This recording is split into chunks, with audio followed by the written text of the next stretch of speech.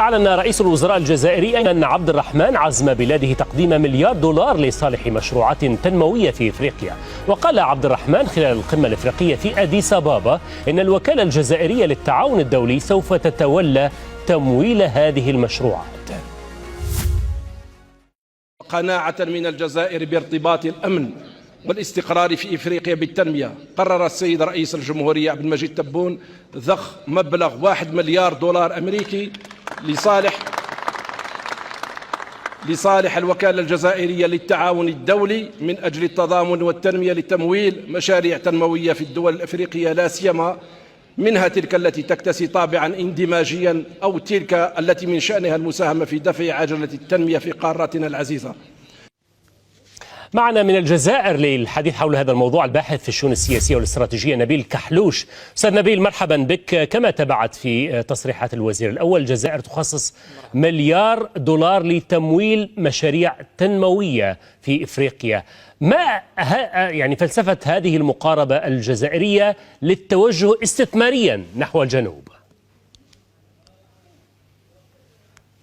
ممتاز. على كل حال يمكن فهم أن هذه المبادرة أي مبادرة تقديم $1 مليار مبنية على أسس. الأساس الأول هو أنها موجهة إلى الوكالة الجزائرية للتعاون الدولي من أجل التضامن والتنمية. في شهر فبراير 2020 تم إنشاء هذه الوكالة، وفبراير 2023 اليوم تم ضخ هذه الأموال فيها، وهذا يعني بأن هذه الأموال سوف توجه مؤسساتيا. ثانيا، كما استمعنا إلى الخطاب، يمكن فهم بأن هذه الأموال ذاهبة بالدرجة الأولى إلى المشاريع ذات الطابع الاندماجي. ما الذي يعنيه ذلك؟ يعني أن هناك مثلا الطرق السريعة المخصصة للربط بين الدول الإفريقية، مثل الطريق العابر للصحراء الذي طوله يفوق 9000 كيلومتر، من بينها 3300 كيلومتر فقط في الجزائر. طريق كذلك أو عفوا السكك الحديدية. إذا الموانئ. إذا هناك الكثير من المشاريع ذات الطابع الاندماجي التي تدمج ما بين الطرق أو ما بين الدول في حد ذاتها. وكذلك يمكن تقديم مثال عن ذلك أن الجزائر تقع في الشمال الغربي لإفريقيا، أي أنها تجاور إقليم الإكواس أو إقليم دول اقتصادية دول غرب إفريقيا التي ناتجها يفوق $700 مليار سنويا. الجزائر فتحت شرايين مباشر بينها وبين موريتانيا، وذلك باسم طريق الزويرات. وهذا يعني بأن هذه المشاريع ذات الطابع الاندماجي تحتاج إلى هذا التمويل من أجل الذهاب إلى النقطة الثالثة، أي بعد النقطة المؤسساتية والنقطة الاندماجية، النقطة الثالثة ألا وهي مقاربة مكافحة الإرهاب عن طريق المقاربة الاقتصادية بدلا من الأمنية. أستاذ نبيل، يعني من خلال كلامك الطابع الاندماجي في هذه المقاربة، هل هذا يعني أن الجزائر ستحدث تنمية على حدودها أم بالعكس ستذهب إلى العمق الإفريقي؟ العمق الإفريقي يمثل عمقا استراتيجيا بالنسبة للدولة الجزائرية، هذا أمر واضح وهام، وبالأخص دول الساحل. ولكن حينما نتكلم عن الحدود الجزائرية، الحدود الجزائرية تفوق 1400 كيلومتر مع مالي، أكثر من 900 كيلومتر مع النيجر، كذلك له حدود مع موريتانيا، أكثر من 3000 كيلومتر من حدود الجزائر هي حدود صحراوية مع الدول المغاربية ودول الساحل. ما الذي يعنيه ذلك أستاذ؟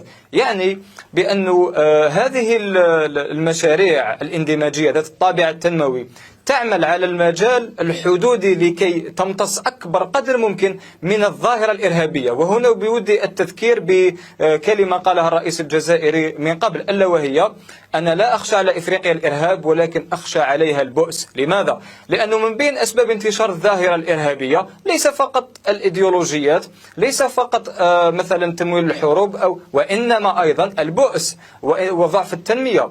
نأخذ على سبيل المثال دولة مالي، قبل أن تحدث فيها قضية الانقسام بين الشمال والجنوب، من أهم النقاط التي طرحها الأزواد في الشمال هو تكلمهم عن الضعف الاقتصادي والضعف التنموي، مما رأوه بأنه عبارة عن إقصاء الإقصاء تم تأويله بشكل سياسي، شيئا فشيئا تحولت إلى حركة مسلحة. ودواليك يمكن إسقاط هذا المثال على عدة مناطق في إفريقيا، من بينها أيضا السودان الذي انقسم إلى قسمين، وهناك مشاريع أخرى لتقسيمه أكثر. وعليه فإن هذه المشاريع ذات الطابع الاندماجي والتنموي بإمكانها أن تجعل من هذه الدول الإفريقية تمتص الظاهرة الإرهابية ليس بمقاربة أمنية فقط، وإنما أيضا بمقاربة اقتصادية، نبيل اسمح لي على المقاطعة، بعض التدخلات الغربية. نعم، ولكن الآن هناك اضطرابات تعيشها هذه الدول، وبالتالي كيف يمكن للجزائر أن تتغلب على هذه يعني التحديات بإحداث هذه المشاريع التنموية؟ ما زال لدينا إرهاب، ما زال لدينا مشاكل أمنية في هذه المنطقة، وبالتالي هل من سبيل للتغلب على هذه التحديات وتحقيق التنمية المطلوبة؟ باختصار هناك 4 تحديات أساسية. التحدي الأول هو التحدي الأمني، وبالأخص بعد انتشار الظاهرة الإرهابية والتدخلات العسكرية الأجنبية. 2 هو تحدي القص الاستراتيجي، فهذه المشاريع تحاول أن تجعل الدول مندمجة مع بعضها البعض كالطرق كأنابيب الغاز، ولكن القص الاستراتيجي يعني أن تتدخل دول معينة وتقص تلك المشاريع في نقاط جغرافية محددة.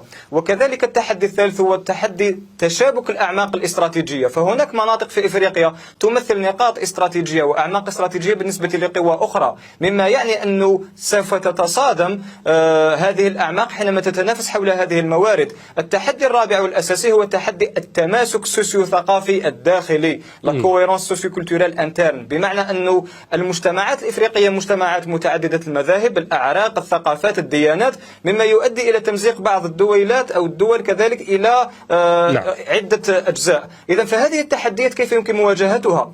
غالبا ما تستند هذه المشاكل إلى الجانب المالي والمادي. حينما تكون هناك تجارة، وربما أتكلم وفق المنظور الليبرالي إلى حد ما، حينما تكون هناك تجارة ويكون هناك تحرير للسوق، فكثير من الآفات الاجتماعية يمكن امتصاصها. أقدم على سبيل المثال أن إفريقيا 1.3 مليار نسمة، 2.5 تريليون دولار من الإجمالي الاقتصادي، يعني إفريقيا ككل 55 دولة تقارب أو تساوي الهند لوحدها.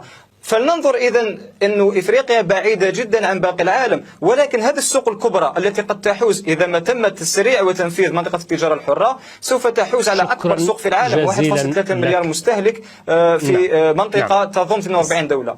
والجزائر تسعى إلى هذا المجال. شكرا. شكرا جزيلا لك أستاذ نبيل. معذرة على المقاطعة، انتهى الوقت. نبيل كحلوش، الباحث في الشؤون السياسية والاستراتيجية من الجزائر.